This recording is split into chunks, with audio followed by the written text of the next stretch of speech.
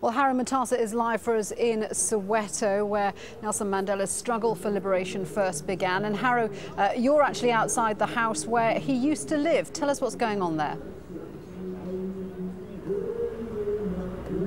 Well, mixed emotions here. We saw a child crying because she was shocked to hear that Nelson Mandela had passed away. But generally people were celebrating, and it's now into the early morning and people have woken up. They're on their way to work. Some of them are just passing by here to see what's going on. And like I said, mixed emotions. One person we're speaking to now is Dorian Isaacson. He came here, and you see the wall behind him there. He went and wrote a special message for Nelson Mandela. Dorian, what did you write? I said, Tata, we love you and we're going to miss you. Where were you when you heard the news, and how did you react? I woke up this morning with my brother waking me up at 5 o'clock this morning, telling me the news, and basically I was complete shock. I broke down into tears, essentially, hearing that we had lost our Tata, essentially. What does it mean to the nation, to South Africans?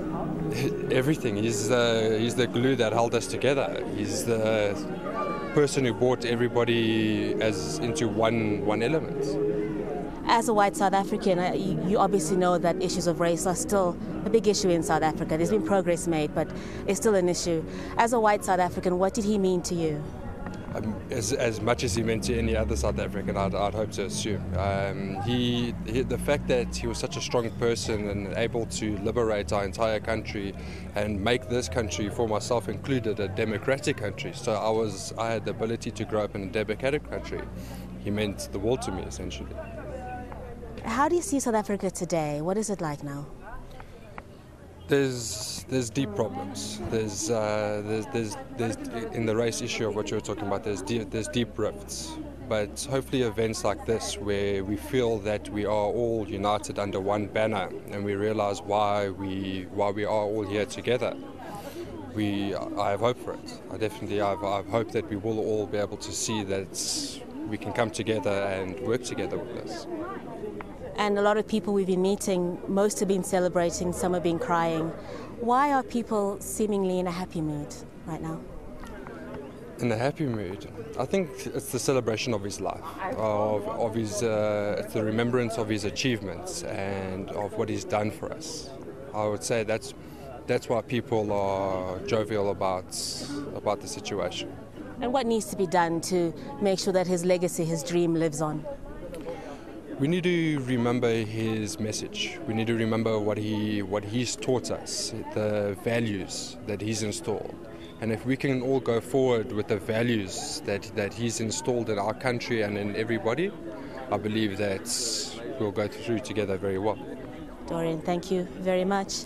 Surely what we're also seeing is people are coming with their cars and they're parking them on the road, playing very loud music, songs that were sung and played during the years when Nelson Mandela was in prison. I think people are just trying to remember him, remember his struggle, remember what he went through, remember what he achieved. Like I said, people have been crying, but generally the mood has been one of celebration. He's a man people love, he's a man people will miss. And I think these next few days will be very emotional for South Africans, for everyone else in the world. He's someone that will not be easily replaced. I think people know that, and they're hoping that his legacy lives on. What lovely sentiments from the young man you've just been interviewing. He was the glue that holds us together. And you hear that so much from both white and black South Africans. Tell us what's going to happen in the coming days with Mandela's funeral. Well, it's going to be a very busy few days. I think there was a program that was put out initially, but people thinking that could change here and there. The main thing is that his body will lie in state. Well, first of all, let me start this way. His body has been moved to Pretoria, a military hospital there, obviously for security reasons. Then at some point in time, it'll lie in state. There are talks that he will tour some parts of the country. He'll definitely go to his rural village, Tunu. It'll be a very emotional homecoming for him. That's where he grew up. That's where he spent his childhood. And that's where he wants to be buried. And everyone here knows that. And they know that it'll be a very emotional coming home for his family when that day actually happens. Again, you're going to have heads of states flying in, very important people from all over the world, from Africa, from Europe, from Asia, every part of the world. I think he's a man people love to be with. He's a man people love to be seen with him, and people want to be at his funeral to say their farewells. I think South Africans will also hope that there's a way they can also watch the funeral as well. I mean, clearly they can't all fit in the venue, but they're hoping screens will be put up and they can be part of the big send-off of Nelson Mandela. But the key thing, like you mentioned, the glue. And the young man said, Dorian, he said a lot of work still needs to be done. Issues of race here, they've come a long way. No one can deny that they have, but there are still problems.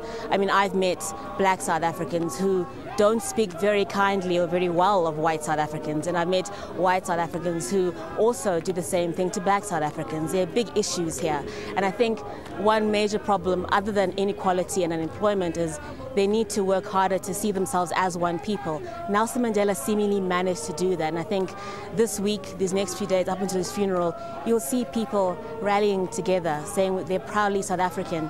The outpouring of love you'll see will be so amazing. I think it's such an exceptional time to be here, to see this happen in South Africa. This is history. I think very few people will be able to wake up a few years from now and say, I was there.